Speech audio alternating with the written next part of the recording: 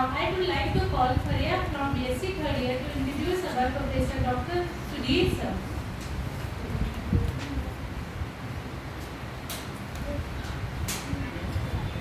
Thank you, Ananya. Dr. Sudhir Jhai sir is aspirant president scientist plant biotechnology at IITR Kanpur. He did his higher studies IARI New Delhi and was university gold medalist.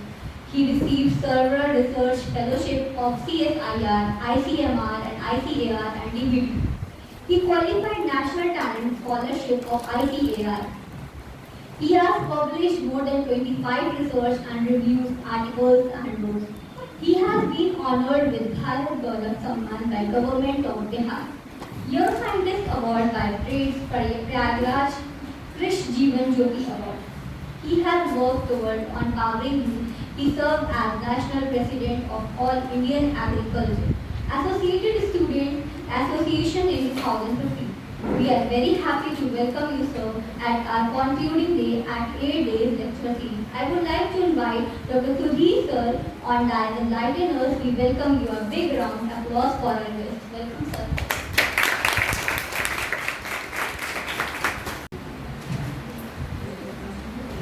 आप सभी को नमस्कार, very good afternoon. Good afternoon sir.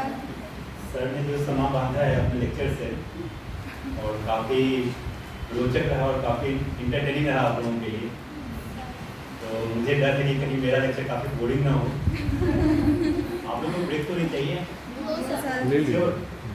छोड़ के तो नहीं जाएंगे बीच में? ठीक है। तो पहला टॉपिक जो मेरा है वो है फ्लोरिकल्चर, ठीक है। तो मैम ने मेरा फ्लोरिकल्चर से हालांकि नाता नहीं है, बट मैम ने बोला कि नहीं एक हमारा टॉपिक है तो होना चाहिए, तो बोला कि ठीक है मैं फ्लोरिकल्चर भी कोशिश करूँगा कि मैं कवर करूँ। तो एक फंडामेंटल्स बताऊँगा इसके आप फ्लोरिकल्चर का, फ्लोरिकल्चर क्या है और कैसे स्टेटस क्या है। थोड़ा बोरिंग होगा टॉपिक, ठीक है। तो अगला टॉपिक होगा इसके बाद वो होगा पर्सनैलिटी डेवलपमेंट पे। तो वहाँ हो सकता है कि आपके लिए हल्का सा लाइवली हो, अप डाउन चलेगा, टोटली लाइवली नहीं होगा, कभी का सीरियस भी होगा, कभी का इंटरटेनिंग भी होगा, ठीक है। तो स्टार्ट करें। तो फ्लोरिकल्चर है क्या? तो अगर आप सब अपने डेली लाइफ में देखते होंगे, इंसान जन्म लेता है, पूजा करता है, इंसान मरता है, शादी करता है, कुछ भी करता है, हर जगह फूल का कहीं ना कहीं प्रयोग होता ही है, ठीक है। तो उस लेवल का जो है इम्पोर्टेंस है फ्लावर का, ठीक है। तो फ्लोरिकल्चर क्या है, ये टॉपिक हमारा। तो फूल को उगाना, उसका देखभाल करना, उसका मार्केटिंग करना और ओवरऑल कहने तो फूलों का स्टडी करना, ये एग्रीकल्चर का वो ब्रांच है जिसमें हम फूलों का अध्ययन करते हैं। या फिर हम बोलें कि एग्रीकल्चर के अंदर हॉर्टिकल्चर आता है, हॉर्टिकल्चर के अंदर फ्लोरिकल्चर आता है। आप ये पूछेंगे हॉर्टिकल्चर के अंदर और क्या आता है? फ्रूट्स और वेजिटेबल्स की स्टडी भी आती है हॉर्टिकल्चर के अंदर। Very good. जो फ्रूट्स की स्टडी करते हैं उसको क्या बोलते हैं? पोमोलॉजी।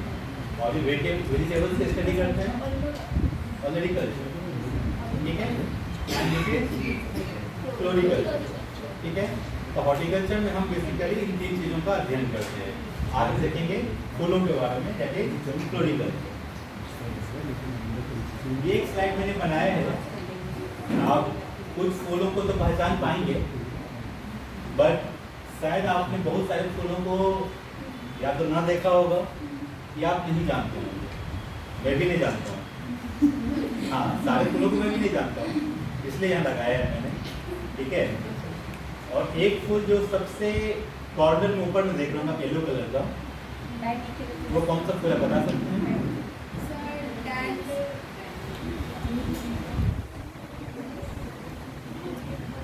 टॉप कॉर्नर आपके राइट, मेरे लेफ्ट।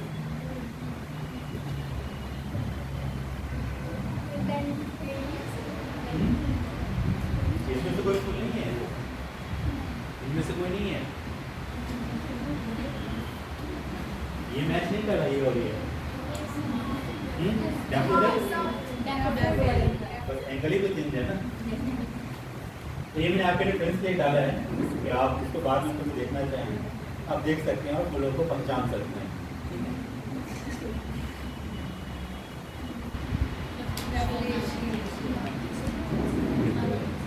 ये कुछ फ्लावर्स हैं।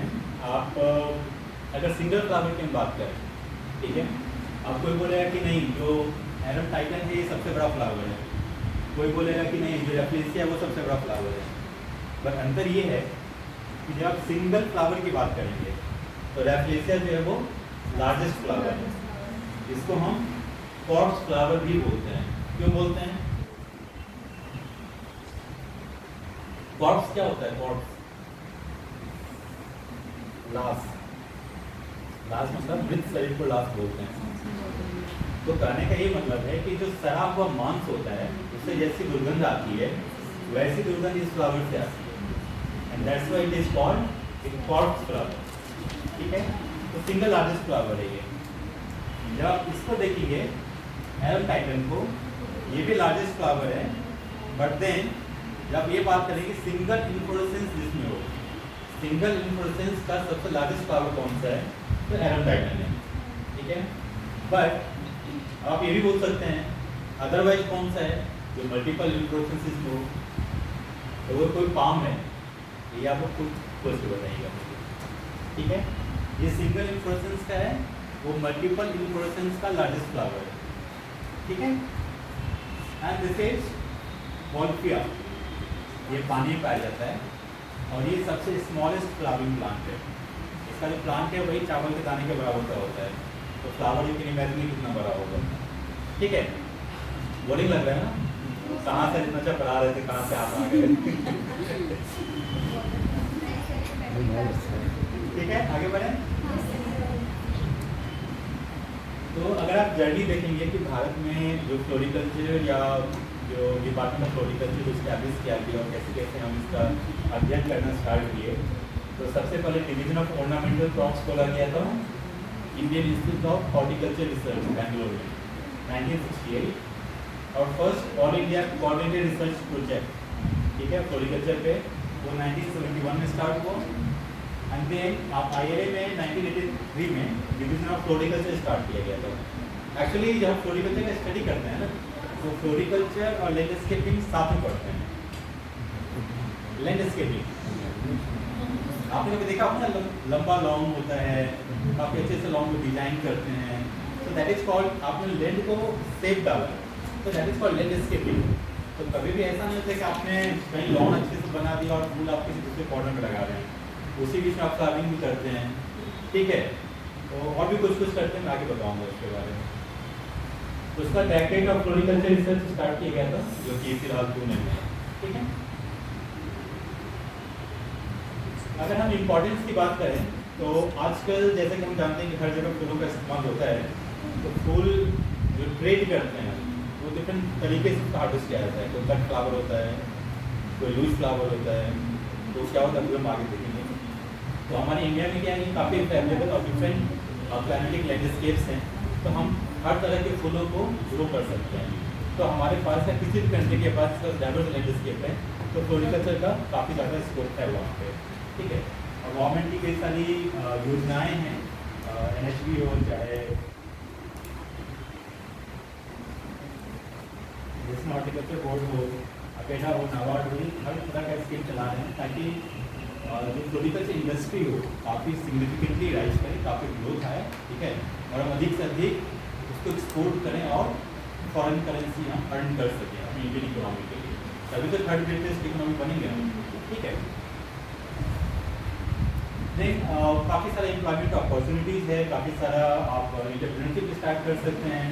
ठीक है, और बहुत सारे हम बेनिफिट्स की बात करें तो देखने में अच्छा लगता है, पैसा कमा सकते हैं, पॉल्यूशन रोक सकते हैं, एस्थेटिक ब्यूटी को बढ़ा सकते हैं, अपने मेंटल पीस को अच्छा कर सकते हैं, तो कई सारे बेनिफिट्स हैं।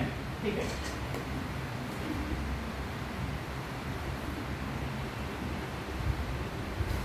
अगर हम ग्रोथ की बात करें तो फ्लोरिकल्चर इंडस्ट्री इंडिया का काफ़ी सिग्निफिकेंटली ग्रो कर रहा है ईयर बाई ईयर। ठीक है, और गवर्नमेंट के कई सारे स्कीम्स हैं जो काफ़ी सपोर्ट कर रही है इस चीज़ को।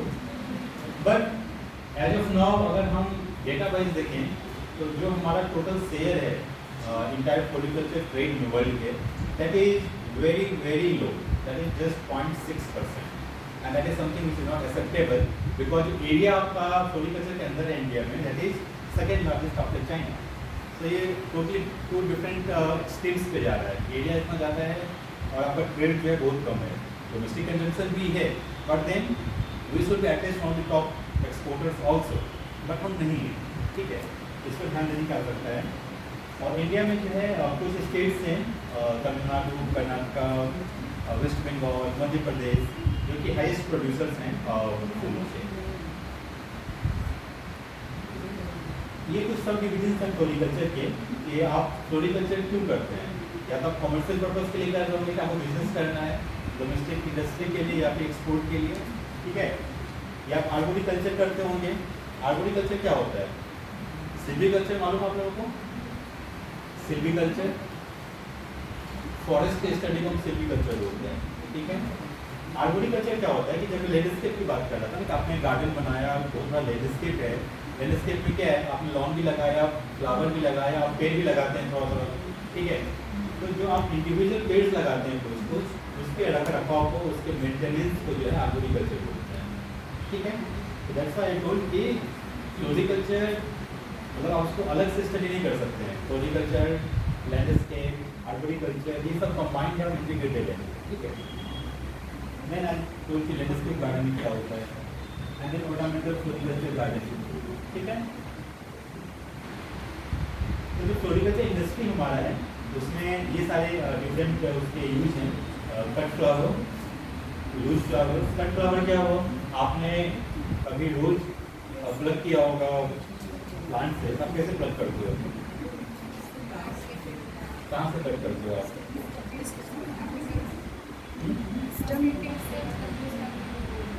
जनरली आप अगर ध्यान दोगे ना, कभी भी हम रोज को, फॉर एग्जाम्पल रोज, साइंटिस्ट के लिए एग्जाम्पल, आप कभी भी उसे टिप पे प्लग नहीं करते हैं, आप थोड़ा सा स्टेम रखते हैं, आपको उसके अंदर 2-4 पत्ते भी लगे होंगे, ठीक है. अगर हम टॉप पे कट नहीं करते, टॉप में डंडल लगा रहता है स्टेम इसका, वहाँ से कट करते हैं, पकड़ने में आसानी होता है, हैंडल करने में आसानी होता है, उसको बुके बनाना को आसानी होता है. तो वो है cut flower along with stem. Loose flowers, आप गेंदा जानते हैं आप लोग, गेंदा कैसे प्लग करते हैं, सीधा फ्लावर तोड़ लेते हैं, ठीक है. तो without stem that is loose flower. आप पूजा को इस्तेमाल करते हैं, रंगोली बनाना आप वही इस्तेमाल करते हैं, ठीक है. Then cut greens. Cut greens हो गया जो आप गुलदस्ता बनाते हो, गुलदस्ता के साथ में क्या करते हैं, कोई फूल लेते हैं, फूल के साथ हम कुछ फर्ड लेते हैं, मतलब कपड़ा वगैरह आप देते हैं ऐसे ऐसे करके, तो उसको हम साथ में लगाते हैं, तो that is called cut grains. Potted plant पता ही है, गमला लगाते हैं. नर्सरी पता ही है.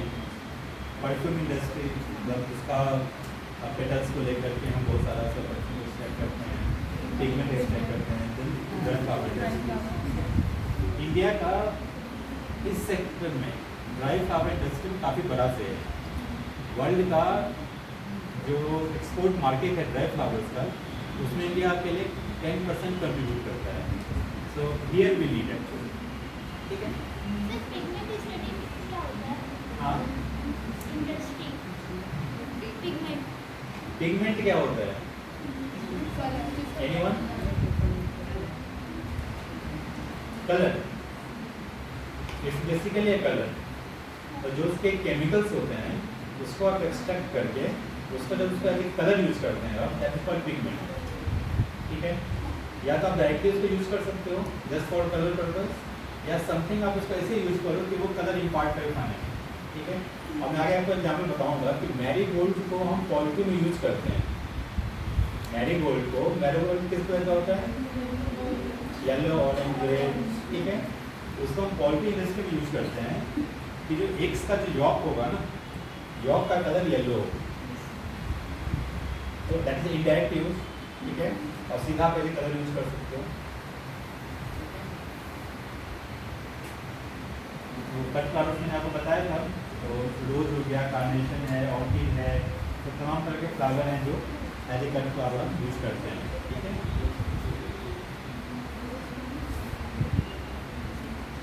लूज फ्लावर मैंने आपको बता ही दिया था क्या होता है. मैरीगोल्ड, जैस्मीन, पैजेंथेमम, बहुत सारे हम यूज करते हैं लूज फ्लावर. और कई सारे फ्लावर्स हैं जिसको हम परफ्यूम इंडस्ट्री में यूज़ करते हैं एंड मेनली जो है जैसे रोज है, जैस्मिन है, ठीक है। और यहाँ पे क्या है कि जो बल्गेरिया कंट्री है वो लीड करता है परफ्यूम इंडस्ट्री में फ्रॉम फ्लावर्स। एंड ये comes your topic is the pigments. तो बहुत सारे पिगमेंट्स पाए जाते हैं बहुत सारे कलर्स के फ्लावर में, उसको मैं एक्सट्रैक्ट करके कई सारे चीज़ों में उसका इस्तेमाल करते हैं। एंड मैरीगोल्ड का मैंने एग्जाम्पल दिया था, ठीक है, तो ऑलरेडी यूज करते हैं। लेकिन कैल्शियम का जो एक्सट्रैक्ट होता है पिगमेंट्स का, जो फूड इंडस्ट्री कॉस्मेटिक्स, तो पिगमेंट्स का जो इस्तेमाल है उनमें डायरेक्टली उसको बेनिफिट करता है, प्लस एज वेल एज इससे आप क्या करते हैं कॉस्मेटिक्स में यूज़ करते हैं, फूड इंडस्ट्री में यूज़ करते हैं, प्रोसेसिंग में यूज़ करते हैं। Most of the purpose is that value addition के लिए यूज़ करते हैं आप। तो यहाँ मैंने जस्ट आपको लिस्ट दी है कि किस फ्लावर का कौन सा पिगमेंट और कहाँ से लिया जाता है। ड्राइड फ्लावर्स की हम लोग बात कर रहे थे, तो इंडिया जो है वो लीडिंग एक्सपोर्टर है ड्राइड फ्लावर्स के मामले में। आप लोगों ने शायद कुछ लोगों ने ये चीज़ तो जरूर देखा होगा, मार्केट से हम ड्राइड फ्लावर्स का रेट दिलाते हैं, घर में उसको किसी बाउल में रख देते हैं और काफ़ी दिन तक उससे अच्छी सी स्मेल आती रहती है, अच्छी स्मेल, पॉप्स फ्लावर वाली स्मेल नहीं, ठीक है। तो कुछ ऐसा अगर इसमें अच्छा स्मेल नहीं आएगा उसको यूज़ नहीं करेंगे। और ड्राइड फ्लावर इंडस्ट्री में हम बस फ्लावर का पेटल्स नहीं लेते हैं, फ्लावर का कोई भी पार्ट, चाहे उसका स्टेमी हो या उसका पेटल्स हो या कुछ भी हो, जिससे अच्छे इसमें आ सकती है, हर चीज़ का इस्तेमाल करते हैं। एंड ये flowers it has been studied that ये फ्लावर्स को डिफरेंट ह्यूमन फीलिंग्स को भी कन्वे करता है, रोज, लिली, एरेस, फैंसी। तो हमने उसको इंडिकेट कर रखा है इस फ्लावर का ये मीनिंग होता है, इस चीज़ को सिग्निफाई करता है। तो ज़्यादा टाइम नहीं लगेगा, इसमें एक और टॉपिक है इसलिए मैं थोड़ा फास्ट भाग रहा हूँ, तो स्लाइड्स आपके पास रहेगा, आप इसको आराम से आप देख सकते हैं। ये नेशनल फ्लावर्स हैं डिफरेंट कंट्रीज के, और हमारा क्या नेशनल फ्लावर लोटस है, वो इजिप्ट का भी है और वियतनाम का भी है।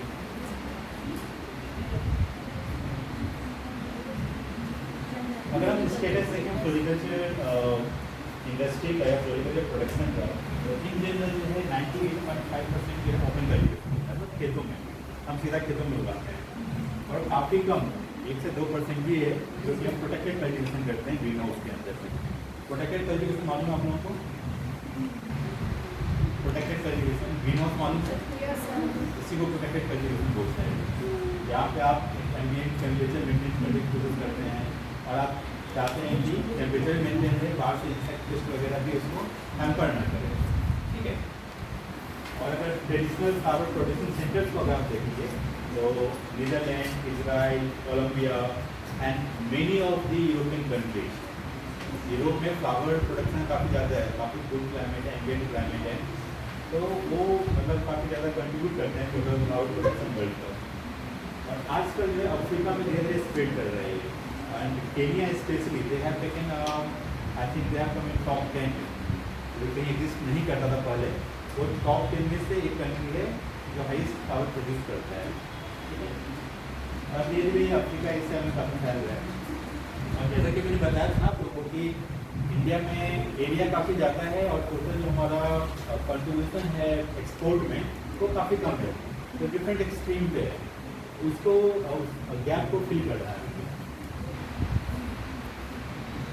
ये मेरे कुछ डेटा लिया आप लोगों के लिए कि जो टॉप 10 फ्लावर प्रोड्यूसिंग कंट्रीज हैं वर्ल्ड के, आप देख सकते हैं नीदरलैंड 52% कंट्रीब्यूट करता है, कोलंबिया 15%, बट इस टॉप 10 में कहीं भी इंडिया नहीं है, ठीक है।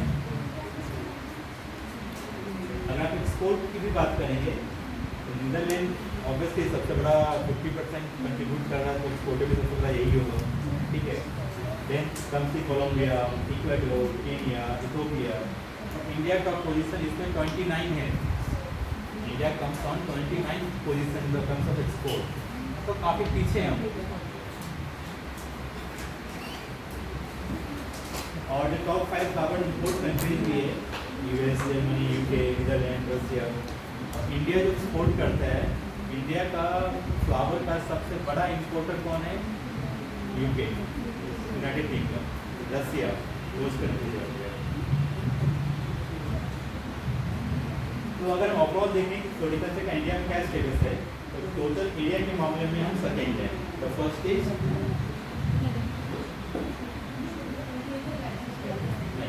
मैंने बोला था ना कि मैंने 2 बार रिपीट किया चाइना, ठीक है।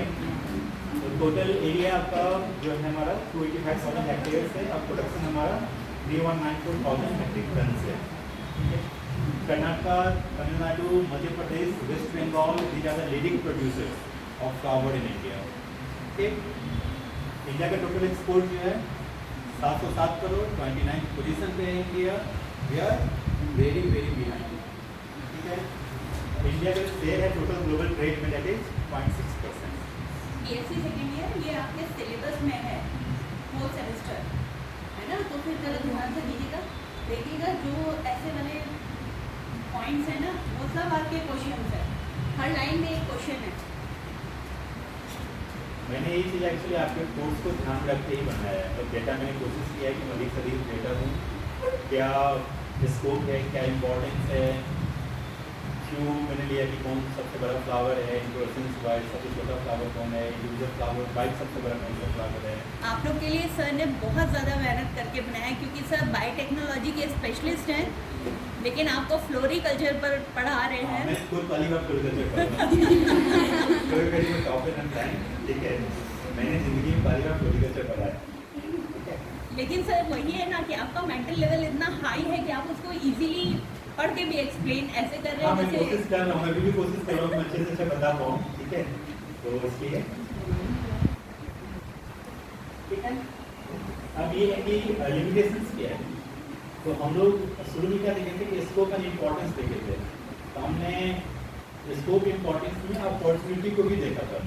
इतना डाइवर्स क्लाइमेट है, ठीक है। गवर्नमेंट कितने सारे स्कीम्स चल रहे हैं, जैसे हॉर्टिकल्चर बोर्ड का, अपेडा का, नाबार्ड का, बहुत सारे स्कीम्स चल रहे हैं फ्लोरिकल्चर इंडस्ट्री को ग्रो करने के लिए, ठीक है।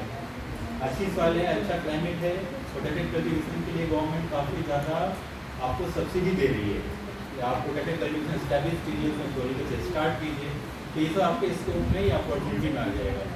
बट हम जब लिमिटेशंस की बात करेंगे तो जब पता है हमें कि फ्लोरिकल्चर जो फ्लावर है वो क्या है, पेरिसेबल आइटम है। तो पेरिसेबल आइटम हम क्या करते हैं, पेरिसेबल आइटम हम क्या करते हैं, प्रिजर्व करते हैं।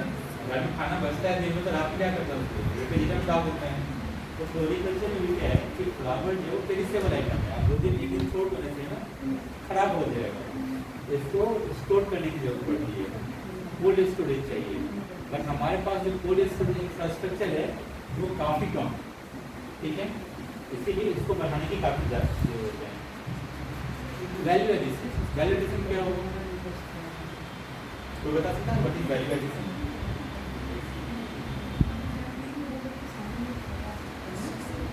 वैल्यू ऐड करना है, वैल्यू एडिशन। आप मान लो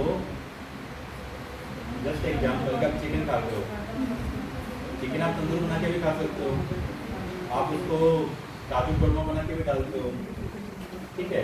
कल उसको बटर बना के भी डालते हैं, तो दैट इज वैल्यू एडिशन, ठीक है। कई बार आप उसको जैसा आप देखो मछली को जो वो कर देते हैं, सुखा के रखते हैं फर्दर यूज करने के लिए बाद में, ठीक है, प्रोसेसिंग करते हैं। तो processing is called value addition. आप उसको लॉन्ग टर्म स्टोरेज के लिए या डिफरेंट उसमें आप डिफरेंट फॉर्म्स में ला करके उसमें वैल्यू ऐड करके आप उसकी वैल्यू को इंक्रीज कर देते हैं, तो उसका लाइफ भी बढ़ गया और मार्केट में अगर आप ले जा रहे हैं तो प्राइस भी बढ़ गया, ठीक है। तो वैल्यू एडिशन हमारे काफ़ी कम है, तो वैल्यू एडिशन को इंक्रीज करने की जरूरत है थोड़ी से, ठीक है। हाई पेरिसेबल नेपाली में बता दिया। अब क्या होता है कि जो फ्लावर्स हम प्रोड्यूस करते हैं, तो फ्लावर एक्सपोर्ट कैसे होगा? आप पानी के जहाज से समुद्र से ले जाओगे, 1 महीने पहुँचे खराब हो जाएगा, ठीक है। उसको बात एयर ले जाने की जरूरत होती है। अब बात एयर ले जाने की जरूरत है, तो क्या हमारा जो एयर ट्रैफिक है या एग्जिस्टिंग फैसिलिटी है उसके तहत उतने सारे फ्लावर्स को एक्सपोर्ट कर पाएंगे। तो हमारा जो ये इंफ्रास्ट्रक्चर है अभी उतना अच्छा नहीं है या इसके लिए एडिक्वेट नहीं है, ठीक है। दूसरा इसमें क्या आता है कि जैसे जर्मनी है, जर्मनी में जो फ्लावर की रिक्वायरमेंट होती है, उसमें जर्मनी को अगर एक्सपोर्ट कर रहे हैं या यूके को एक्सपोर्ट कर रहे हैं, तो समर में उनको सपोज दे जितना उनका टोटल रिक्वायरमेंट है ईयर का 80% रिक्वायरमेंट उनका समर सीजन में होता है, 20% रिक्वायरमेंट रबी सीजन होता है, विंटर सीजन में होता है। बट क्या उनका जो रिक्वायरमेंट है उस टाइम के हिसाब से क्या अपने प्रोडक्शन को कोइंसाइड कर सकते हैं? That is again a very challenging task कि जब हम उगाएं तभी इनको जरूरत हो, जब उनको जरूरत हो तभी हमारे यहाँ उग रहा हो फ्लावर, तो वो एक खासा डिफरेंस आता है। लैक ऑफ कोल्ड स्टोरेज में मैंने पहले बता दिया। तो ये कुछ बेसिक लिमिटेशंस हैं, ठीक है। इसमें एक और आप लिमिटेशन ऐड कर सकते हैं कि जब हम कोई एग्रीप्रेन्योरशिप स्टार्ट करते हैं, एंटरप्रेन्योरशिप को एग्रीकल्चर में एग्रीप्रेन्योरशिप करते हैं, तो फ्लोरिकल्चर का अभी भी बहुत ज़्यादा हमारे यहाँ वो स्टार्ट नहीं हुआ है। मतलब बंदा आया और बोले कि फ्लोरिकल्चर स्टार्ट करूँगा, ठीक है। एक एग्रीकल्चर में एंटरप्रेन्योरशिप को काफ़ी कम देखने को मिलेगा एट इंडिविजुअल लेवल, बट तो बंदा को जब फ्लोरिकल्चर स्टार्ट करेंगे ये काफ़ी कम केसेज हैं। तो वहाँ पे क्या है, उसको मोटिवेट करने की ज़रूरत है, उसको इंकरेज करने की ज़रूरत है, सपोर्ट करने की ज़रूरत है, ठीक है। ये टॉपिक खत्म।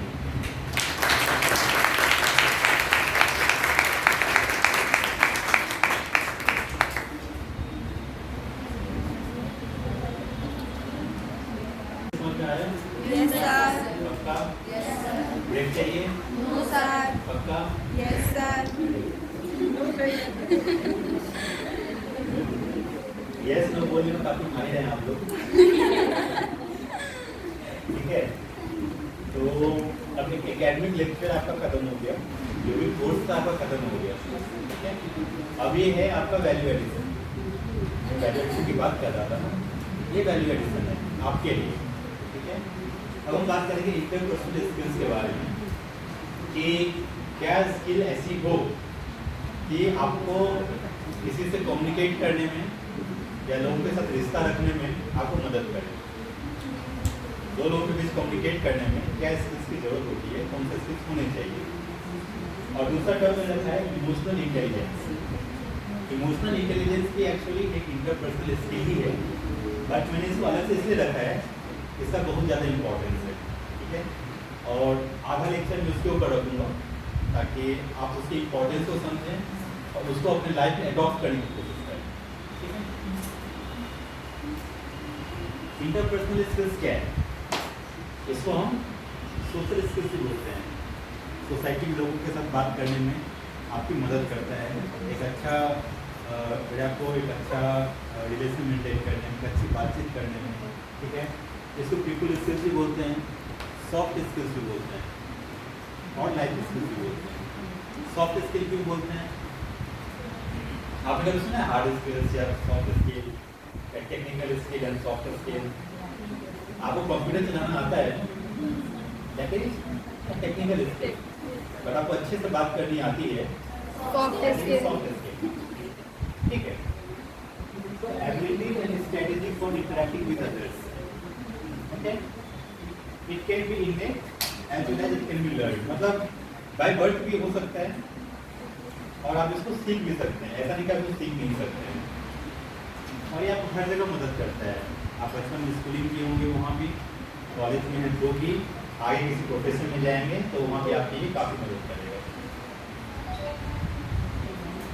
तो लेट्स सी कि डिफरेंस क्या है जब बात करते हैं टेक्निकल एंड सॉफ्ट स्किल्स की। तो टेक्निकल स्किल और इंटरपर्सनल या सॉफ्ट स्किल्स आपस में अंतर क्या है? हम लोग जनरली क्या बात करते हैं IQ की, उसका IQ तो बड़ा अच्छा है, या मैम ने कभी तारीफ कर दिया बेटा आपका IQ काफ़ी अच्छा है, खुश हो जाते हो ना कि अरे काफ़ी अच्छा IQ है। बट क्या कभी EQ की बात हुई आपके सामने? क्या कभी आपको किसी ने ये बोला कि आपका EQ काफ़ी अच्छा है? नहीं बोला ना। क्या कभी आपने सुना है कि इमोशनल क्वेश्चन भी नाम की कोई चीज़ होती है? नहीं सुना है। आपने IQ सुना क्योंकि वो ऐसे होता है आपके टेक्निकल स्किल पे, आपकी कितनी नॉलेज है, कितना अच्छा कंप्यूटर चला लेते हैं, कितना अच्छा आप कोई और इंस्ट्रूमेंट हैंडल कर लेते हैं, उस पर डिपेंड करता है। टेक्निकल स्किल क्या है? Following rules. कंप्यूटर में ये कमांड डालना है, ये हो जाएगा, ठीक है। मैं स्लाइड आगे बढ़ा दूंगा इसको क्लिक करके। तो ये क्या है? मैं एक रूल फॉलो कर रहा हूँ, ये टेक्निकल स्किल है। बट इंटरपर्सनल स्किल की जहाँ बात आती है ना, वहाँ कोई पक्का रूल नहीं होता है। आपको समय के हिसाब से, कंडीशन के हिसाब से, सामने वाले इंसान के हिसाब से आपको फ्लेक्सिबल होना पड़ता है। आप हर किसी का सेम बात नहीं करेंगे, सेम रूल हर किसी को अप्लाई नहीं होगा, ठीक है। इसको स्कूल में सिखाया जाता है। जो टेक्निकल स्किल है ये आपको स्कूल में सिखाया जाता है ना, स्कूल में, कॉलेज में, बट ये जनरली नहीं सिखाया जाता है। जनरली मैं ऐसे नहीं, कहीं नहीं सिखाया जाता है, बट प्रायः यह सिखाया नहीं जाता है। इसको आप आराम से टेस्ट कर लोगे। IQ टेस्ट होता है ना, आप लोग कभी मोबाइल भी चलाते होंगे तो उसमें आता होगा रील्स में, इसका IQ इतना ज़्यादा है, इसका IQ ऐसे कर लो, IQ टेस्ट हो जाएगा। देखते हैं ना आप लोग यहाँ, अब इसको चेक करना बड़ा मुश्किल है। क्यों? तो दिस इज हाईली सब्जेक्टिव, ये ऑब्जेक्टिव नहीं है। सब्जेक्टिव मतलब अलग अलग इंटरप्रिटेशन हो सकता है, अलग कंडीशन में वो चेंज हो सकता है, ठीक है। ये सीखा जा सकता है, तो ये भी सीखा जा सकता है, इनेट भी है और सीख भी सकते हैं। आपके कैरियर्स में काफ़ी काम आता है। कहीं आप इंटरव्यू के लिए जाते हैं तो क्या पूछा जाता है, क्या क्या स्किल है आपके पास, बट जनरली आपसे ये नहीं पूछा जाता है कि इमोशनल स्किल क्या क्या है आपके पास। पूछते हैं ना, कहीं आप इंटरव्यू के लिए जाओगे, कंप्यूटर चलाना आता है, कौन कौन सा कंप्यूटर कोर्स किया है, C++ कैसे भी बोलते हैं, C++ कोर्स किया है, जावा किया है, पाइथन। हाँ, जनरली उसकी बात ही होती है। हमारे यहाँ इंटरव्यू होता है, बच्चे आते हैं ना, किसी बच्चे कल का लेक्चर तक किसी बच्चे आता है, हाँ आता है, डन, ठीक है।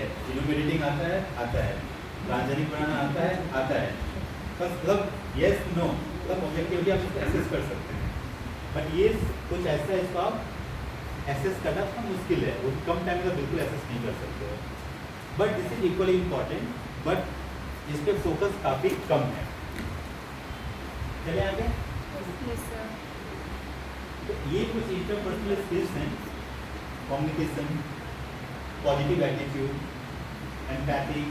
मैं इसका आऊँगा बाद में, ये टर्म्स क्या हैं। Emotional intelligence, team work, leadership, conflict resolution and mediation.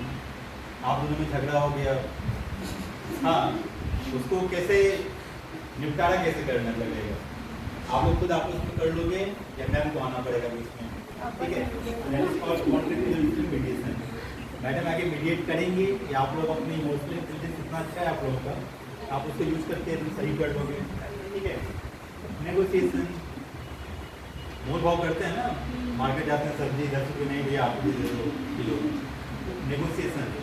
तो ये सब्जी वाला नेगोशिएशन नहीं है, आप लाइफ में कैसे नेगोशिएट करते हैं चीज़ों को, ठीक है, ताकि आपके लिए भी और आपके सामने वाले बंदे के लिए भी, दोनों के लिए विन विन सिचुएशन है, ठीक है।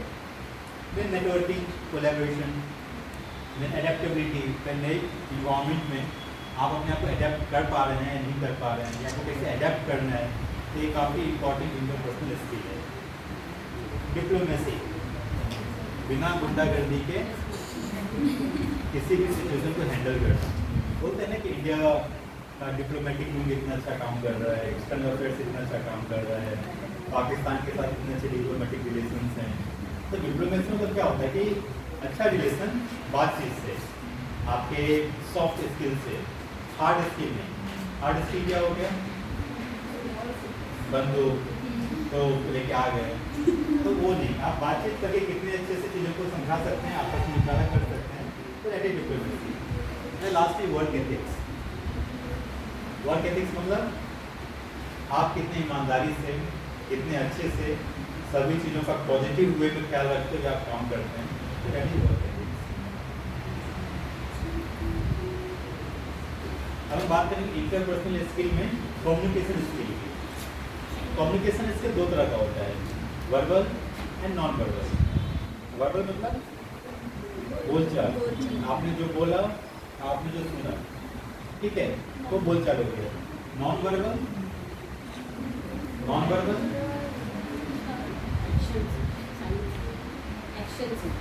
एक्शन से, फेशियल एक्सप्रेशन से, डांस करके, पपेट शो करके ना, आपने पपेट शो करके पपेट्री करके कुछ आपने सिखाया, that is not normal expression. Puppetry जो आपने कभी देखा पपेट शो? ठीक है, कठपुतली वाला शो, उसमें कुछ बोलते नहीं है ना, बस पपेट खिला के ही करते हैं। बट आम इसमें देखा जाए तो क्या है कि मैं कितने अच्छे से आपसे बोल पा रहा हूँ, या मैं यहाँ ऐसा है कि मैंने आपसे वो कुछ प्रेजेंट करने आया हूँ तो बहुत डर रहा हूँ, ठीक है, मैं अपने आप को एक्सप्रेस नहीं कर पा रहा हूँ। Then body language and facial expression, ये दो मेन कंपोनेंट हैं नॉन वर्बल कम्युनिकेशन के। तो आपका body language and facial expression, तो जो आपका वर्बल कम्युनिकेशन है और जो आपका बॉडी लैंग्वेज है, दोनों जितना सिंक्रोनाइज रहेगा उतना अच्छा आप इफेक्टिव कम्युनिकेशन कर पाएंगे, ठीक है। अगर बॉडी लैंग्वेज और आपका वर्बल वर्ड्स अगर साथ नहीं चलेगा तो बहुत इफेक्टिव कम्युनिकेशन आप नहीं कर पाएंगे, ठीक है। मैं आपसे बात करूं और बात करते समय मैं क्या करूं, मैं उस कोने में देखता रहूं, बात देता रहूं, आप सुनेंगे, आप भी उस कोने में देखना स्टार्ट करोगे, ठीक है। तो मैं जब आँख में आँख डाल के बात करूंगा, मैं आपकी तरफ देख के बात करूंगा तो आप मुझे सुनेंगे, ठीक है। और जब मैं आपकी तरफ देखूंगा तब मुझे पता चलेगा कि आप सुनते हो या नहीं सुनते हो, okay. Public speaking and presentation skills and the most important है कि बात करने से ज़्यादा either you are active listener और नॉट, तो एक्टिव लिसनर होना इक्वली या मोर इम्पॉर्टेंट है बोलने के कंपेयर में। इसलिए बोलते हैं कि learn to listen to learn, doesn't listen to speak. कई बार होता है क्लास में मैडम पढ़ा रही हैं, अच्छा मैं अभी बोलूँगा, होता है ना, कुछ बच्चे होते हैं, एक आध बच्चे होंगे आप में भी, जो आगे आगे बोलेंगे या नहीं पूछने पे भी बात बोलेंगे, ठीक है। तो कहने का मतलब है कि आप चीज़ों को सुनिए सीखने के लिए, चीज़ों को सुनिए बोलने के लिए, ठीक है। तो ऑब्वियसली झगड़ा का निपटारा मैंने बता ही दिया था आपको। नहीं, असर्टिवनेस, आपको अपने व्यू पॉइंट को कभी भी जब किसी चीज़ के मतभेद हो, ठीक है, मतभेद है ना, मत है, आपका ही मत हो सकता है, सामने वाले का कुछ और मत हो सकता है, बस भेद है, यहाँ कहीं ये नहीं है कि इसका मत गलत है, इसका मत सही है, ठीक है। तो जब मतभेद हो तो आप अपने चीज़ को अच्छे से रखिए, काफ़ी पॉजिटिवली उस चीज़ को रखिए, काफ़ी कॉन्फिडेंस के साथ रखिए, but at the same time आपको सामने वाले के व्यू का भी रिस्पेक्ट करना है। ये नहीं कि उसके बात को उतार देना है, उसको रिस्पेक्टफुली कुछ बोल देना है या उसको गाली दे देना है और अपना बात बोल देना है अपने आप को प्रूव करने के लिए। होता है कई बार आपस में बात करते हैं तो ऐसा होता है, इस चीज़ को नहीं करना है, ठीक है। Then negotiation to find a mutually agreeable win-win outcome. कभी कुछ मतभेद हो जाए किसी भी चीज़ को लेकर के, मत को लेकर के, किसी सामान को लेकर के, किसी भी चीज़ को लेकर के, ऐसा देखें कि बीच में ऐसा निपटारा हो तो दोनों के लिए अच्छा हो, पक्षपात ना हो। पक्षपात होगा तो फिर से मतभेद आएगा, ठीक है। एंड मोस्ट इम्पॉर्टेंट है कि आप फीडबैक दीजिए भी और लीजिए भी। अब क्या होता है ना कि कई बार कम्युनिकेशन इफेक्टिवली हो नहीं पाता है, चाहें या ना चाहें। तो बैरियर्स क्या क्या हैं कम्युनिकेशन में? फिजिकल बैरियर हो सकता है, मैं आपको नहीं देख पा रहा हूँ, आप मुझे नहीं देख पा रहे हो, कुछ ऐसा मंच बन गया कि मैं ऊपर चला गया, कुछ ऐसा मंच बन गया कि नीचे चला गया, आपको कहाँ से बोल रहा है, ठीक है। तो जब आप सामने वाले को देखोगे नहीं तो आपका सुनने की इच्छा जो है वो कम हो जाएगी, ठीक है। ऑडियो विजुअल दोनों साथ में चलना चाहिए, ओनली ऑडियो इफेक्टिव नहीं होता है, ओनली विजुअल भी इफेक्टिव नहीं होता है। लैंग्वेज डिफरेंटली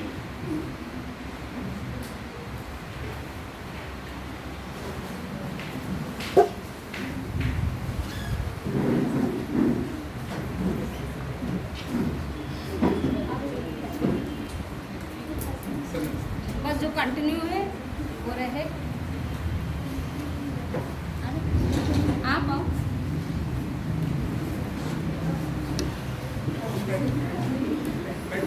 बैठ जाओ बच्चों।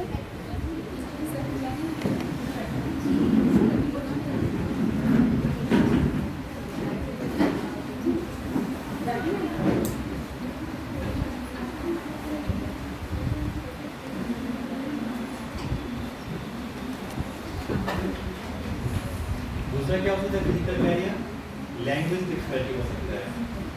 अब ऐसा है कि अगर आपको बंगाली आती है और बंगाली ही आती है, मुझे बंगाली नहीं आती है, मैं आके यहाँ पे हिंदी में भाषण दूँ, इंग्लिश में भाषण दूँ, तो क्या वो इफेक्टिव कम्युनिकेशन हो पाएगा? तो बहुत जरूरी है कि जो आपका ऑडियंस है वो जिस लैंग्वेज को समझे, आप उस लैंग्वेज में ही बात करें। That is the very most important part of effective communication. ठीक है, इमोशनल ड्राइव हो सकता है, आप थक गए हैं, आपको सुनने का मन नहीं है, एक साथ तो पहले भाषण दे दिए, इनका एक टॉपिक तो हो गया, दूसरे टॉपिक पे आ गए, तो हो सकता है आपको सुनने का मन ना हो, आप क्या होगे, आप स्पीकर के साथ इंगेज नहीं करोगे अपने आप को, आप अपने मोबाइल में लग जाओगे या इंतजार करोगे थैंक यू स्लाइड आ जाए, मतलब प्रैक्टिकल बातें बोल रहा हूँ। तो वो भी एक बहुत बड़ा बैरियर है। आप लोगों को देख करके या सर के टॉक को सुन करके मैं स्टेज में आ रहा हूँ, सर ने इतना अच्छा बात कर दिया, अब मैं क्या बात करूँ, या इतनी बड़ी भीड़ को देख के मैं डर जाऊँ, मैं बात न कर पाऊँ, एंजाइटी हो जाए, मुझे स्ट्रेस हो जाए, तो क्या मैं इफेक्टिवली कम्युनिकेट कर पाऊँगा? नहीं कर पाऊँगा। तो इसलिए स्पीकर के लिए बहुत इंपॉर्टेंट है कि वो इन चीज़ों का ध्यान रखें। फिर next is expectation and prejudice. आपके पास आपकी कोई सोच है, कोई ओपिनियन है, आप उससे अपने आप को क्लिंग करके रखते हो, मतलब आप उससे अटैच करके रखते हो अपने आप को, या कोई बिलीफ है। बिलीफ जरूरी नहीं है कि आपका कोई वो साइंटिफिकली प्रूवन ही हो या किसी रैशनलिटी पे आधारित ही हो। बिलीफ कुछ भी हो सकता है जो अपने बचपन से आप देखते आ रहे हैं, तो आपके दिमाग में है कि यही सही चीज़ है, आपके दिमाग में है कि नहीं नॉन वेजिटेरियन नहीं खाना है मुझे, ठीक है। अब मैं उस चीज़ का ध्यान न रखूँ, मैं बोल दूँ नॉनवेज खाना चाहिए, बहुत अच्छी बात है, आपको खाना ही चाहिए, तो क्या आप विश्वास करोगे? क्या होगा? आपके बिलीफ को डेंजर है, तो आप नहीं सुनोगे मुझे। या बचपन से तो देखते आ रहे हैं कि मुर्गा नहीं खाना चाहिए, ये बंदा तो बोले मुर्गा खाना ही चाहिए, तो आप नहीं सुनोगे क्योंकि आपके बिलीफ को मैंने अटैक किया। तो जहाँ भी आपके बिलीफ को फियर होगा, जहाँ भी आपके ईगो को फीवर होगा, आप डिफेंसिव हो जाओगे, और जब डिफेंसिव हो जाओगे तो आप डिफेंड करने की कोशिश करोगे, आप मुझे नहीं सुनोगे अनबायस्ड को। तो कैसे इम्प्रूव किया जाए कम्युनिकेशन स्किल्स को? अगर आपको अपने कम्युनिकेशन स्किल को इम्प्रूव करना हो, आपने बैरियर्स देख लिया कि कम्युनिकेशन में क्या क्या बैरियर हो सकता है, आपने ये भी देख लिया कि एक अच्छे कम्युनिकेशन के लिए क्या क्या हो सकता है। तो first the most important is कि लर्न टू लिसन। कभी भी सुनिए सीखने के लिए, जवाब देने के लिए नहीं, ये हमेशा याद रखिएगा। और ये बहुत इंपॉर्टेंट पॉइंट है। अगर प्रैक्टिकली आप इस चीज़ को देखोगे, चाहे आप कॉलेज में देखो या अपने घर में देखो या सोसाइटी में देखो, जितना सुन सकते हो, जितना पेशेंस आपके पास हो सकता है, उस पेशेंस को अंदर लाइए कि नहीं मैं सुनूंगा, जब तक जरूरत नहीं है मैं नहीं बोलूँगा। तो वो जिस दिन आपके अंदर आ गया ना, कई सारी समस्याएं यूं खत्म हो जाएगी। Studying and understanding non verbal communication, हमने इसके बारे में बात कर लिया। नॉन वर्बल कम्युनिकेशन क्या है? Eye to eye contact, body language, facial expression, ठीक है, इन चीज़ों का ध्यान रखना है।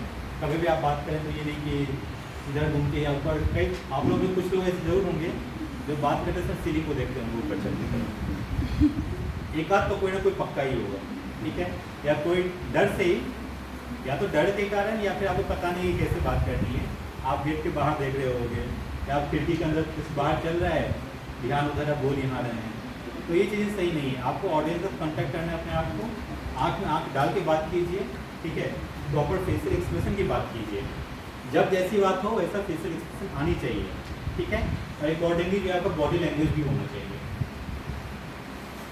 Emotional awareness and management. Emotional awareness मैं इसका डिटेल बात आगे करूँगा। आपको सामने वाले के इमोशंस का भी पता होना चाहिए, उनके बिलीफ्स के बारे में मालूम होना चाहिए, वहाँ का क्या सिनेरियो उसके बारे में पता होना चाहिए, ठीक है। क्वेश्चनिंग स्किल्स होना चाहिए for both speaker as well as for the audience. Know your audience, मैंने बता दिया, मुझे पता होना चाहिए कि आपको कौन सा लैंग्वेज मालूम है, मुझे पता होना चाहिए कि आपके क्या बिलीव्स हैं, मुझे मालूम होना चाहिए कि आप इंटरेस्टेड हो कि नहीं सुनने में, ठीक है।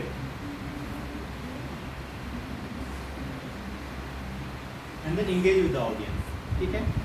आप ऑडियंस को कोशिश करें कि अपने साथ इंगेज करने की, ऑडियंस के साथ बात करते रहें। ऐसा ना हो कि आप बस एक तरफा भाषण देते रहें और एज्यूम करें कि ऑडियंस सुन रही होगी, सो जाते हैं लोग, ठीक है। Next is interpersonal leadership skill. Leadership क्या होता है? लीडरशिप क्या होता है? चीज़ों को लीड करना। उसके लिए कुछ एबिलिटीज चाहिए कि आपके साथ जो लोग हैं आप उनको इंस्पायर कर सकें, आप उनको मोटिवेट कर सकें, आप उनको गाइड कर सकें, ठीक है। तो आप अपने आप में खुद एक एग्जाम्पल बनिए। लीडर्स दो तरह के होते हैं, एक होते हैं काम करो, एक होते हैं आओ कुछ करते हैं, ठीक है। तो आपको देखना है कि जो सेकेंड वाला है ना, सोर्स ऑफ इंस्पिरेशन, जब तक वो नहीं होगा, मोटिवेटर नहीं होगा, तब तक वो ट्रू लीडर नहीं होगा। तो आप लोगों को मोटिवेट करें, ऐसा एग्जाम्पल सेट करें कि लोग आपको फॉलो करें। फॉलो करें ये बोलने की बात नहीं होती है, आप कुछ ऐसा करें कि लोग ऑटोमेटिकली आपको फॉलो करें, ठीक है। तो इन चीज़ों का ध्यान रखना है लीडरशिप के लिए। Next slide I don't remember कौन सा था, तो I think we can wait. Continue कर लीजिए। नेक्स्ट है चलिए वो अगर स्लाइड आएगा तो मैं स्किप कर दूंगा उसको। Adaptability skills. एडेप्टेबिलिटी स्किल क्या होता है? खुद को एडेप्ट करने की जो स्किल होती है उसको एडेप्टेबिलिटी स्किल बोलते हैं। आप किसी नए इन्वायरमेंट में गए, क्या आप अपने आप को एडेप्ट कर पा रहे हैं? कौन एडेप्ट कर पाएगा? जो ओपन माइंडेड होगा। आप अगर सर्टेन बिलीफ लेके जाएंगे या सर्टेन ओपिनियन लेके जाएंगे तो आप अपने आप को एडेप्ट करने में काफ़ी कठिनाई पाएंगे वहाँ पे। तो अगर आप ओपन माइंडेड हैं, आपके लिए वहाँ पे एडेप्ट करना काफ़ी आसान हो जाएगा। आप देखते होंगे कि आपके ग्रुप में 2-4 ऐसे बच्चे होंगे जो काफ़ी ह्यूमरस होंगे, काफ़ी मजाक करते होंगे, सबसे बातें करते होंगे। आप देखेंगे वो कहीं भी जाएं वो एडेप्ट हो जाते हैं आसानी से, चाहे वो आपके यहाँ हो या अपने मोहल्ले में हो या कल वो किसी जॉब में जाएंगे या इससे पहले जहाँ वो रहे होंगे वहाँ भी। बट कोई ऐसा बंदा जो काफ़ी सीरियस हो, उसका खुद को एडेप्ट करने की जो चांसेस हैं वो काफ़ी कम हो जाता है, ठीक है। तो एडेप्टेबिलिटी स्किल भी इक्वली इम्पॉर्टेंट है।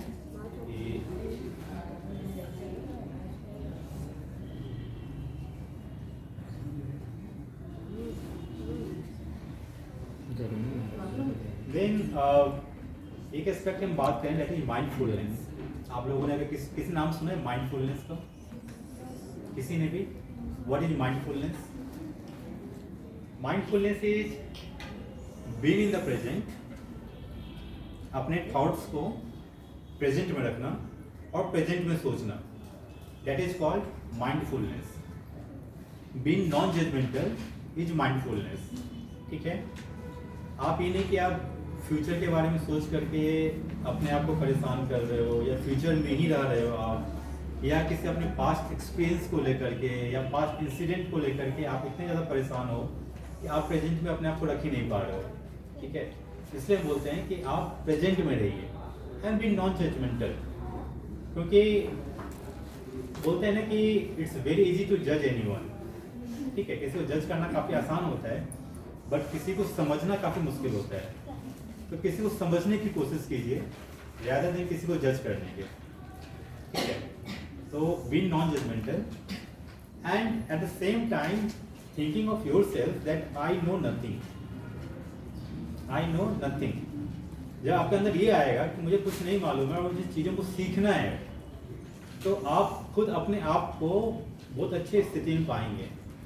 क्या होता है कि आप अगर जैनिज्म को देखेंगे ना, जो जैनिज्म के थियरीज हैं उसमें एक है theory of Syadvada and theory of Anekantavada. Theory of Syadvada क्या बोलता है कि एक हाथी है, कुछ ब्लाइंड लोग हैं, 5 ब्लाइंड लोग हैं, उन्होंने एक हाथी को टच किया। किसी ने पूंछ को पकड़ा, किसी ने उसके ट्रंक को पकड़ा, किसी ने क्या किया उसके पेट को पकड़ा, किसी ने उसके दांत को पकड़ा। तो हर किसी ने एलिफेंट को अपने हिसाब से डिस्क्राइब किया। कोई बोला कि पूंछ हाथी तो ऐसा है, ट्रंक पकड़ा हाथी तो ऐसा है, किसी ने बॉडी को छुआ, उसका कि नहीं हाथी तो इतना बड़ा है, बट अब यहाँ क्या है कि यहाँ कोई भी गलत नहीं है, no one is wrong here. अंधे हैं सभी लोग, तो उन्होंने जैसा ऑब्जर्व किया चीज़ों को वैसा उन्होंने बताया, ठीक है। तो दिस इज कॉल्ड अनेकांतवाद।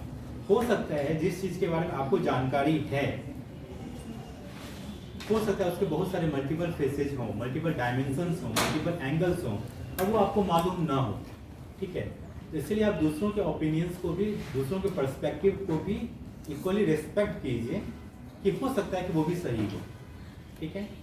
तो this is theory of Syadvada. Both the theories are integrated, ठीक है ना। अनेकांतवाद आप समझ गए। तो अनेकांतवाद जब आपने समझ लिया तो स्यादवाद ये बोलता है हो सकता है कि शायद वो सही हो, शायद जिसने पूंछ पकड़ा उसने जैसा एक्सप्लेन किया हाथी को, हो सकता है कि वो सही हो। जिसने दांत पकड़ा हो सकता है कि वो सही हो। तो ये जो अपने आप में एक्सेप्टेंस है ना कि शायद वो सही हो, ये जर्नलिज्म का जो थ्योरी है, थ्योरी ऑफ स्यादवाद, ये आपको बहुत ऊपर आके लेके जाएगा। क्योंकि जब तक आप डाइवर्सिटी को एक्सेप्ट नहीं करेंगे आपके अंदर टॉलरेंस नहीं आएगा। Accepting the diversity is basically tolerance. आप समाज में रहते हैं, समाज में हर तरह के लोग होते हैं, हर किसी के अपने ओपिनियंस होते हैं।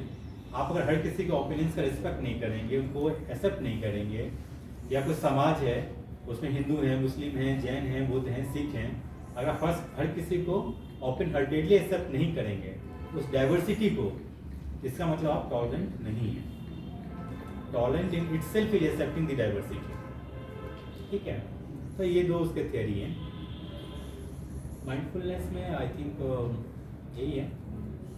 लाइट आ रही है सर? लाइट अभी यहाँ पे कनेक्शन नहीं है क्योंकि अभी ये स्मार्ट क्लास तैयार हुआ है, तो लाइट नहीं आ रही है। नीचे इन्हें कराना चाहिए था, पता नहीं है।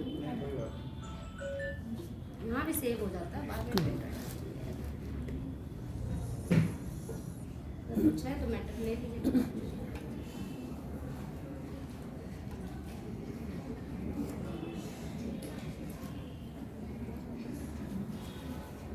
अब हम बेसिकली बात करेंगे इमोशनल इंटेलिजेंस की, ठीक है। इमोशन, क्या कोई इमोशन को डिफाइन कर सकता है? Anyone? What is emotion? It's an internal feeling, kind of internal feeling which is expressed by the external expression. Then what is feeling? Feeling something, there is some chemistry going on inside your body where your body demands to react against that. That is feeling. Okay. बच्चों आप लोग कोई बताइए feelings क्या है? Ma'am जैसे हम अपनी खुशी को एक्सप्रेस करते हैं।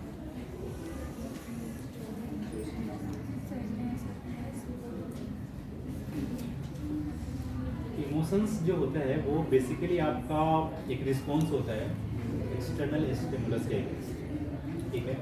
कोई भी एक्सटर्नल स्टिमुलस आया और आपका जो प्रॉम्प्ट रिस्पॉन्स है उसके प्रति, उसके अगेंस्ट में, तो दैट इज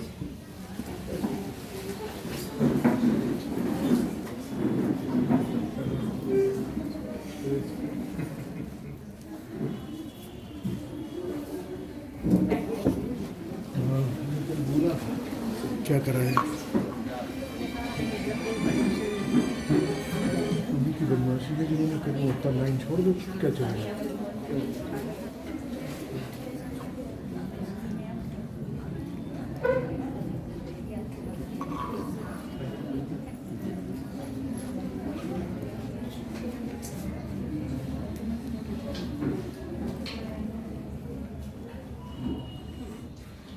इमोशन क्या है? इमोशन आपका प्रॉम्प्ट रिस्पॉन्स है किसी एक्सटर्नल स्टिमुलस के अगेंस्ट में, और बॉडी क्या करता है? It will release the chemicals, जैसे मैं आपने बताया ना अभी, it will release the chemicals. और जब इमोशन आता है आफ्टर दैट क्या होगा? It will start generating the feelings. Okay,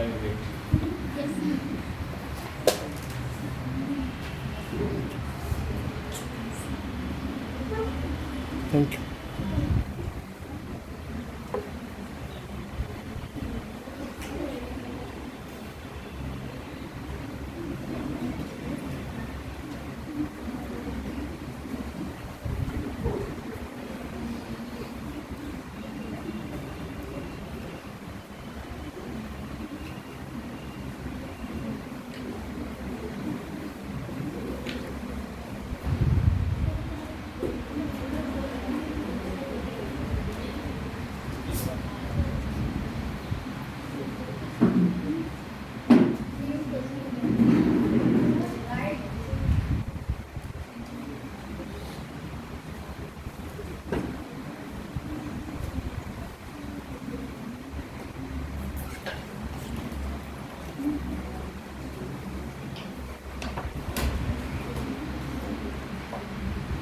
हमने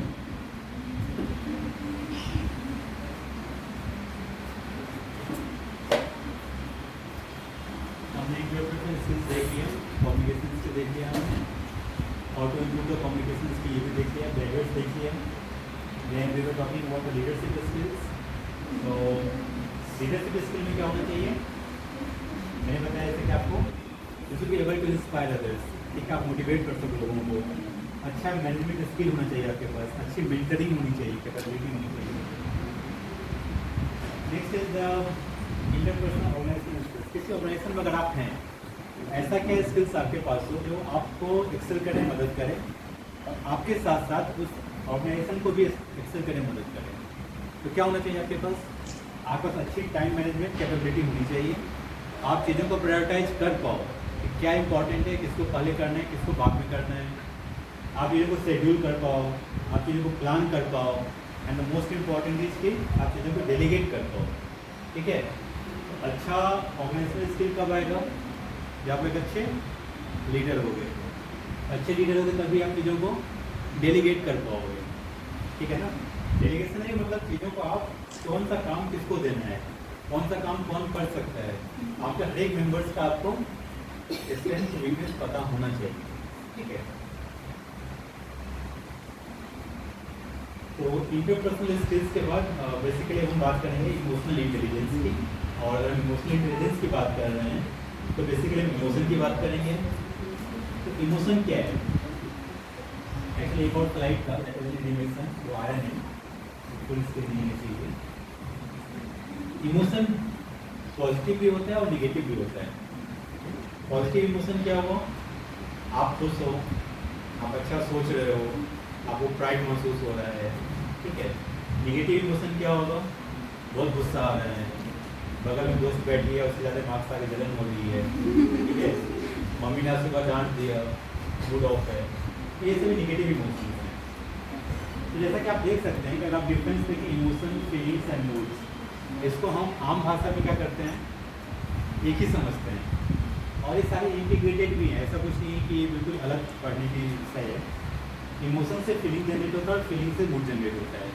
ये शॉर्ट टर्म के लिए होता है, जैसे इसका ड्यूरेशन बढ़ेगा it will convert itself into feelings and then in moods, ठीक है। आगे हम देखेंगे कि कैसे इसे हमें डील करना है, ठीक है। तो let's first talk about emotional intelligence.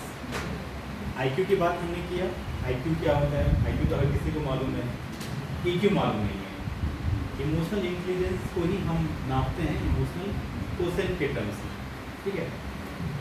जब आपको खुद के इमोशंस की समझ हो, that is called self awareness. आपको पता हो कि आपके क्या इमोशंस हैं, आपके प्रेजेंट में क्या इमोशंस हैं, या विथ टाइम आपके इमोशंस कैसे फ्लक्चुएट करते हैं, इसकी जानकारी होना, that is called self awareness. मतलब खुद का अवेयरनेस होना चाहिए। इन सेल्फ रेगुलेशन, क्या आप अपने इमोशंस को कंट्रोल कर पा रहे हैं। कुछ अचानक से किसी ने डांट दिया, गुस्सा तो आया, बट क्या आपने अपने को कंट्रोल किया, तो सेल्फ रेगुलेट कर पा रहे हैं या नहीं कर पा रहे हैं। Along with that one motivation, इस बार XYZ सब्जेक्ट में मैं फेल हो गई, तो क्या अगले सेमेस्टर में या अगले ईयर में मैंने काफ़ी मेहनत करके काफ़ी अच्छे मार्क्स लाए, क्या वो हिम्मत मैंने दिखाई, ठीक है। तो that is motivation, bouncing back. क्या आप अपने आप को डिफिकल्ट सिचुएशन से बाउंस बैक कर पा रहे हैं कि नहीं। अगर आप बाउंस बैक कर पा रहे हैं means you are internally motivated, अगर आप नहीं कर पा रहे हैं means you are not self motivated, ठीक है। तो ये तो आपके अंदर का था, ये मेरा खुद का है कि मैं सिर्फ अवेयर हूँ कि नहीं, सेल्फ रेगुलेट कर पा रहा हूँ कि नहीं, और मैं खुद को मोटिवेट कर पा रहा हूँ कि नहीं। ये एक हाफ है। सेकेंड हाफ है क्या है, social skills and empathy. Social skills ये है क्या आप अपने सामने वाले दोस्त के, फैमिली मेम्बर्स के, या सोसाइटी में जो और लोग हैं, क्या उनके इमोशंस को समझ पा रहे हैं, और उनके इमोशंस को समझ के क्या उनसे बात करके उनके इमोशंस को इन्फ्लुएंस कर पा रहे हैं। आप अगर उनके इमोशंस को पॉजिटिवली इन्फ्लुएंस कर पा रहे हैं तो आपके पास ये सोशल स्किल्स है। अलॉन्ग विद एम्पैथी, एम्पैथी मैंने वहाँ एक्सप्लेन नहीं किया था। एम्पैथी इज बेसिकली कि आप किसी और के पेन को फील कर पा रहे हैं, नहीं कर पा रहे हैं, ठीक है। अगर आप उनके पेन को फील कर पा रहे हैं, उनके नेगेटिव इमोशंस को फील कर पा रहे हैं, उनको इन्फ्लुएंस कर पा रहे हैं positively, means you have very high level of emotional intelligence. इसीलिए ये फील करने के लिए और उनको इन्फ्लुएंस करने के लिए आपका खुद का सेल्फ मोटिवेटेड होना बहुत ही ज़्यादा जरूरी है। This slide is very important. ठीक है, आप खुद भी मोटिवेटेड हो और औरों को भी मोटिवेट कर पाएँ, अपने इमोशंस को समझें और दूसरों को भी समझा सकें, इन्फ्लुएंस कर सकें। कहाँ कहाँ इसका आवश्यकता पड़ेगा आपको कोई भी डिसीजन लेने में काफ़ी आसानी होगा। स्ट्रेस मैनेजमेंट आप कर पाएंगे, अपने इमोशंस को समझेंगे तभी तो आप उसको मैनेज कर पाएंगे। ओपन माइंडेडनेस ऑब्वियसली, टॉलरेंस आएगा, टॉलरेंस क्या होता है मैंने बताया भी आपको। बेटर टीम वर्क कर पाएंगे, एबल टू एक्सेप्ट क्रिटिसिज्म। आप अगर इमोशनली स्टेबल हैं, अगर कोई क्रिटिसाइज भी कर रहा है आप फिर भी स्टेबल रहेंगे। अगर आप खुद ही इमोशनली अनस्टेबल हैं, कोई क्रिटिसाइज करेगा, कोई कुछ बोल के चला गया, आप शायद परेशान होगे कि क्या बोल के चला गया। ठीक है, आप कॉन्फ्लिक्ट रिजोल्यूशन कर पाएंगे, रिजॉल्विंग पब्लिक लाइफ कॉन्फ्लिक्ट।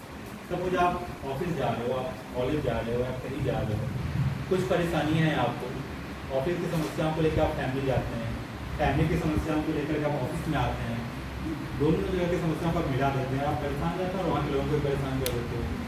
तो जब आप इमोशनली इंटेलिजेंट हो, आप इन चीज़ों को समझ पाएंगे और आप इन चीज़ों पे वर्कआउट करेंगे एंड यू विल ट्राई कि ऑफिस के बाद ऑफिस में ही रहे, कॉलेज के बाद कॉलेज में ही रहे, कोई भी टेंशन उसका नहीं छोड़ के आना है, वहाँ का घर का टेंशन ऑफिस लेकर के नहीं आना है।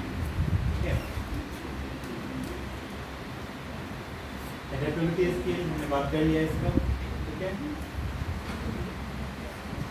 अब ये stress management skill, emotionally stable नहीं है तो स्ट्रेस तो आएगा। स्ट्रेस कहाँ से आएगा?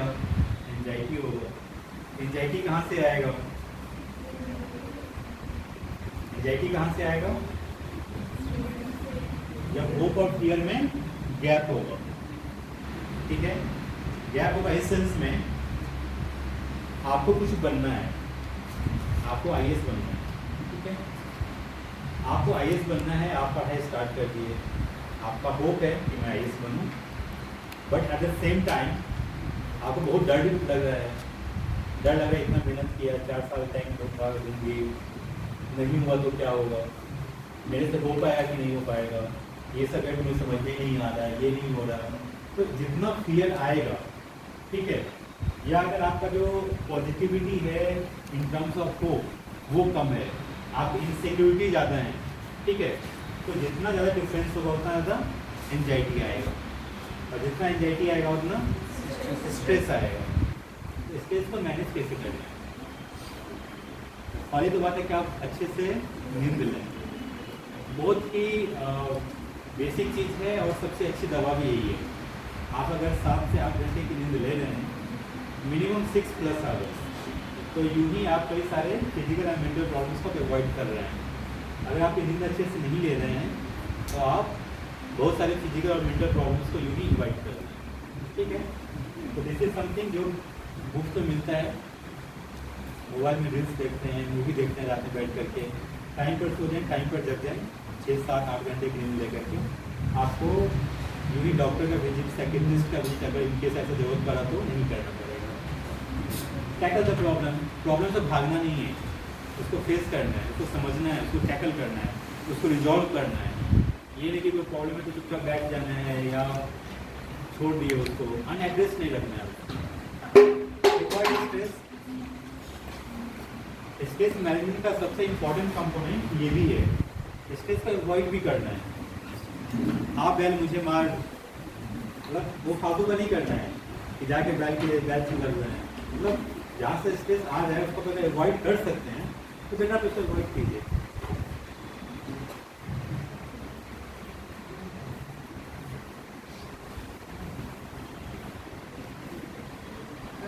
सॉरी टू से कि सबका जो है प्रेशर्स कॉलेज में लेक्चर है, इसलिए मैं अपने शुभो सर से प्रिंसिपल मैम से रिक्वेस्ट करती हूँ कि ओझा सर का ऑर्डर कर दे, जिससे कि वो वहाँ पर अपना लेक्चर अटेंड करें। प्लीज़ प्रिंसिपल मैम,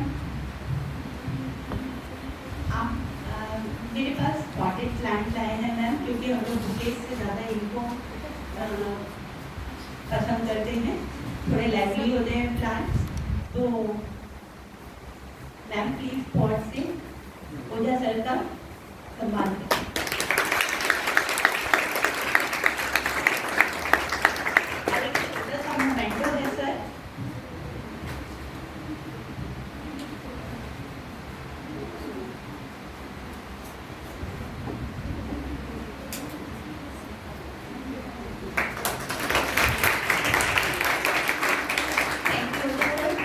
आपका लेक्चर आज भी हर साल की तरह बहुत ज़्यादा इंटरेस्टिंग था।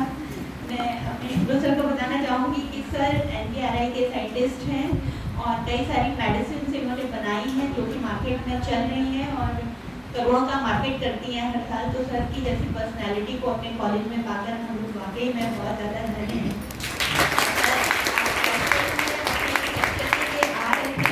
तो मैंने उनको बीच में ही ग्रैब कर लिया कि पहले हमारे यहाँ जाइए फिर उसके बाद आप जाइए। तो सर का 2 बजे से वहाँ पर लेक्चर है, इसीलिए हमने सर को हम यहाँ से विदा करते हैं। तो थैंक यू। और बाकी झा सर अपना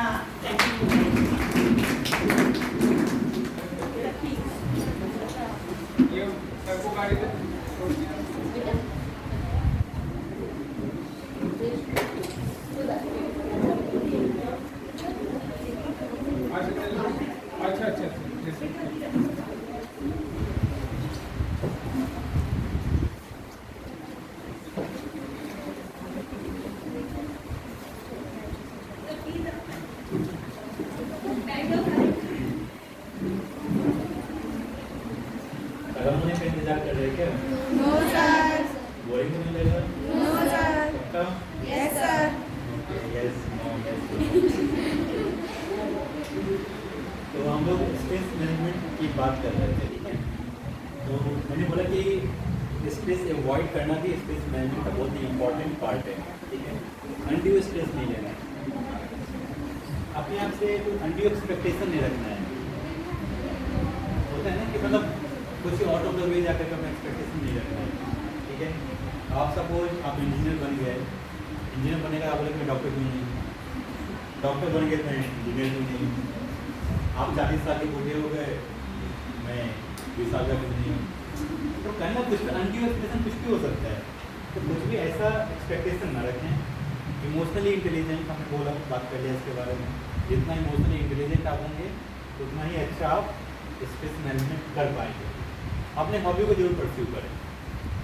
जब भी स्ट्रेस आए, जो भी आपका हॉबी हो, पेंटिंग हो, गाना गाना है या सुनना है गाना, कहीं घूमने जाना है, पार्क में घूमना है, तो जो भी आपके हॉबीज़ हैं, ठीक है, उसको परस्यू करें।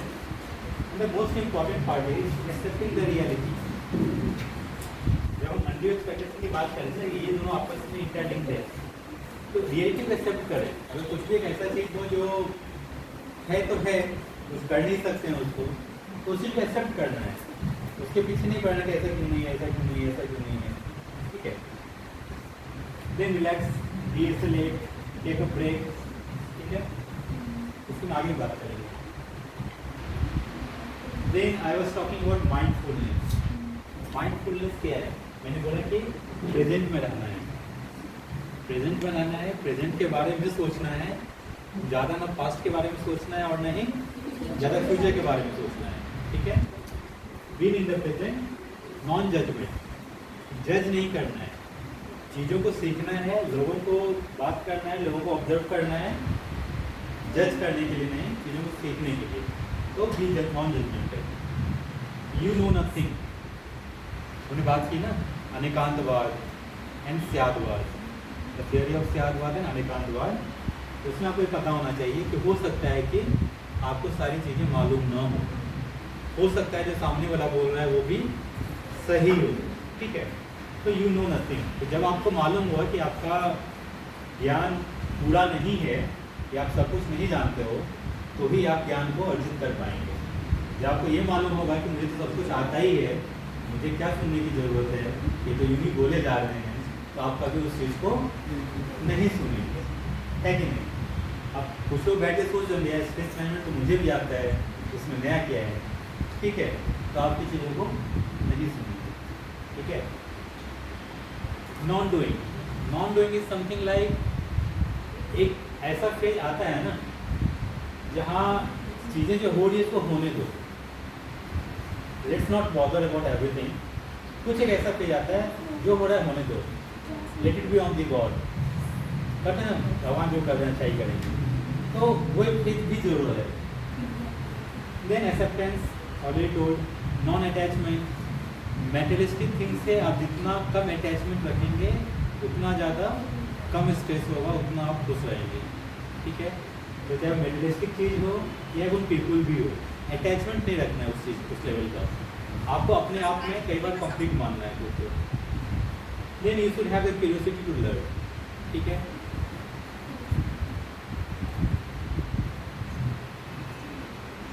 Then how to master your emotions, आपको अपने इमोशंस को मास्टर कैसे करना है, ठीक है। That is very important. Identify, emotional intelligence मैंने क्या बोला, सेल्फ अवेयरनेस होनी चाहिए।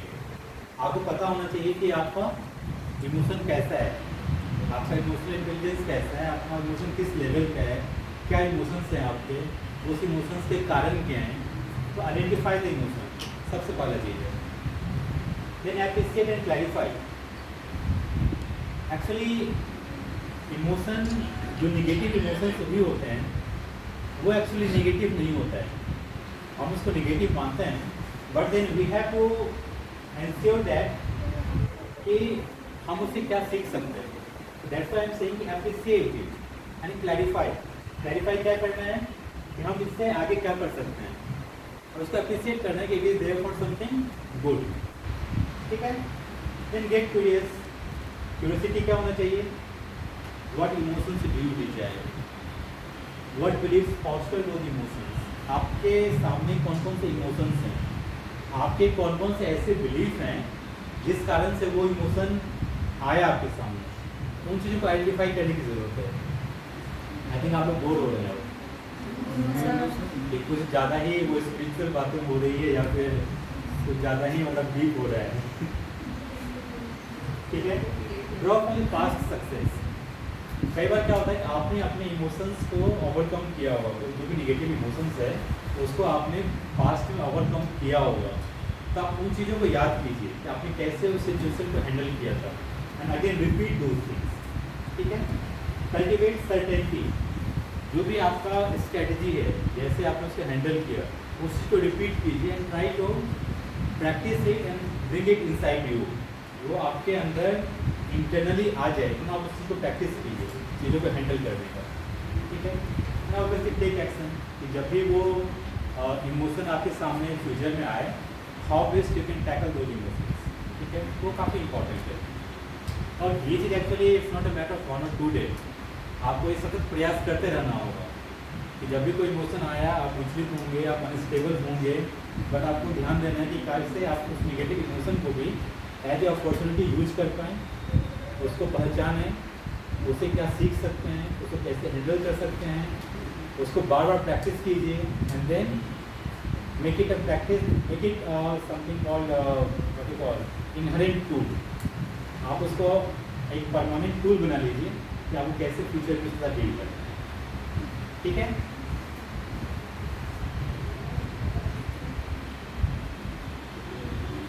इमोशंस, मैंने बोला ना कि निगेटिव इमोशन नाम की कोई चीज़ होती नहीं है। आप उसमें कैसे अपॉर्चुनिटी देख करके आप इमोशंस के थ्रू राइट डायरेक्शन में अपने आप को लेके जा सकते हैं। तो सबसे इम्पोर्टेंट क्या था लास्ट स्लाइड में, आइडेंटिफाई, ठीक है ना। आपने जो अपने इमोशंस आइडेंटिफाई कर लिया ना, आपने आधा जंग जीत लिया, क्योंकि मैक्सिमम लोग तो अपने इमोशंस को आइडेंटिफाई कर ही नहीं पाते हैं। आपको जो क्या हुआ पता नहीं क्या हुआ होता है ना, मैक्सिमम लोग का फिर क्या हुआ पूछे होते हैं कि कैसा में एक्चुअली हुआ क्या, परेशान क्यों है, उनको खुद को नहीं मालूम परेशान क्यों है, ठीक है। तो क्योंकि आपका कोई एक्सटर्नल स्टिमुलस आया, आपके इमोशंस को जनरेट किया, उसके बाद चेन ऑफ थॉट्स बनता है। तो जब चेन ऑफ थॉट्स बनता है तो कई बार आप भूल जाते हैं ताकि आपकी बेसिक प्रॉब्लम ठीक है, आप बस परेशान होकर रह जाते हैं। इसलिए आपको आइडेंटिफाई करना है। आइडेंटिफाई कैसे होगा, self awareness, the first component of emotional intelligence, self awareness है ना सबसे पहला।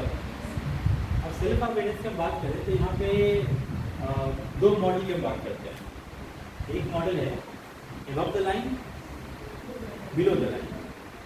आपको आइडेंटिफाई करना है कि आप अबव द लाइन हैं या बिलो द लाइन। कैसे आइडेंटिफाई करेंगे? क्या आप अपने आप को ओपन माइंडेड मानते हैं? क्या आप नए चीज़ों के लिए अपने आप को क्यूरियस मानते हैं? क्या आपके अंदर सीखने की इच्छा है? क्या आप कुछ भी होता है उसकी रिस्पॉन्सिबिलिटी लेते हैं? क्या आपके अंदर पॉजिटिव एटीट्यूड है? सब मुझे हिला रहा है, गुड है तो अच्छी बात है, you are above the line. आप अगर ये लाइन मान रहे हैं, आप पॉजिटिव हैं, ओपन माइंडेड हैं, तो आप अबव द लाइन। क्या आप बिलो द लाइन है? क्या आपकी हमेशा इच्छा होती है कि मैं करेक्ट ही रहूँ? कभी इससे बात हुआ तो मैं जो बोल रही हूँ वही सही है, या आपकी ऐसी इच्छा होती है? या कभी लड़ाई हो तो मैं जोर से बोलूँ कि मुझे जो मालूम है वही सही है? ठीक है, नहीं होंगे कुछ लोग होते हैं। अगर आपकी ऐसी इच्छा है कि मैं ही करेक्ट रहूँ हमेशा, या कभी आपकी ऐसी इच्छा हो कि आपको कुछ मालूम हो और आप सामने वाले से बात कर रहे हो, ठीक है, जब आप सामने वाले से बात कर रहे होते हैं तो क्या करते हैं आपके अंदर जो बिलीफ होता है, एक बिलीफ सिस्टम होता है काफ़ी लंबे टाइम से चल रहा होता है। तो क्या आप अपने बिलीफ को डिपेंड कर रहे हैं? अगर सामने वाला कुछ बोल रहा है, आप उसको न सुन करके जो आपको मालूम है आप उसको डिफेंड करने में लगे हुए हैं, तो that is for defending your ego. Ego उसी को बोलते हैं, जो मुझे मालूम है वही सही है, तो दैट इज ईगो। तो क्या अपने ईगो को हमेशा डिफेंड कर रहे हैं? क्या आप नए आइडियाज़ को एक्सेप्ट नहीं करना चाहते हैं? क्या आप हमेशा आर्ग्यू करते हैं लोगों से? अगर आप ऐसा करते हैं, आप बिलो द लाइन। तो सबसे ज़्यादा जरूरी है कि आपको ये आइडेंटिफाई करना है इस मॉडल के तहत आप पॉजिटिव माइंडसेट के हैं या नेगेटिव माइंडसेट के हैं। आप अबव द लाइन है या बिलो द लाइन है? ठीक है, बिलो द लाइन है मतलब आपको अपने आप पे काम करने की ज़रूरत है। अगर आप अबव द लाइन है, कांग्रेचुलेशन, बहुत अच्छी बात है। ठीक है, दूसरा मॉडल है fear versus love model. Fear versus love model ये होता है कि फियर में क्या focus on getting. Focus on getting मतलब मैं आईएएस बनना चाहता हूँ, मैं इस तरह का डीएसपी बनना चाहता हूँ। क्यों बनना चाहता हूँ? Fear on getting. 10 लोग सलामी ठोकेंगे, काफ़ी नाम होगा, बहुत रिश्वत कमाएंगे। ठीक है, तो अगर आप डीएसपी या इस तरह का आईएएस ऑफिसर बनना चाहते हैं इन मोटो के तहत, मतलब आप you are working out of fear.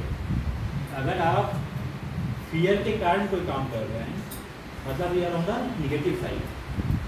ठीक है, और अगर आपको दूसरे के अप्रूवल की बार बार जरूरत पड़ती है, कई बार होता है ना, अपने फ्रेंड से बात करोगे, यार मैं ये काम कर रही हूँ, सही तो कर रही हूँ, उसे बता रहे बहुत अच्छा कर रही हो, एक और लोगों ने बोल दिया बहुत अच्छा कर रही हो। आपको लगता है कि ये बहुत जनरल पर्सनैलिटी ट्रेट है, ये बता रहा हूँ।